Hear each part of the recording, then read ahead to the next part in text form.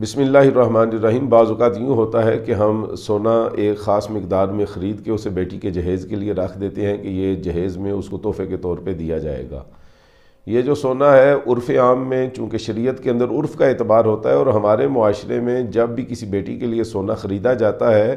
تو اس میں جو تملیک ہے وہ باپ کی ہوتی ہے، یعنی کہ باپ ہی مالک ہوتا ہے، اگرچہ خریدا وہ بیٹی کے لیے ہوتا ہے، دینا بھی اسی کو ہوتا ہے، لیکن بیٹی چونکہ اپنی مرضی سے باپ کی اجازت کے بغیر اس کے اندر تصرف نہیں کر سکتی،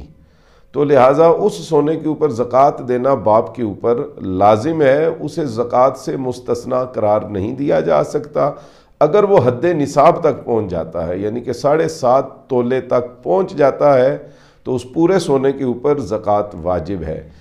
ایک صورت یہ ہے کہ یا وہ سونا خرید کر ہم بیٹی کو اس کے اندر تصرف کا اختیار دیں اور بیٹی کو اس کا مالک بنا دیں کہ جب چاہے، جس وقت چاہے وہ اس سونے کو فروخت کر سکتی ہے، رخصتی سے پہلے بھی، رخصتی کے بعد بھی،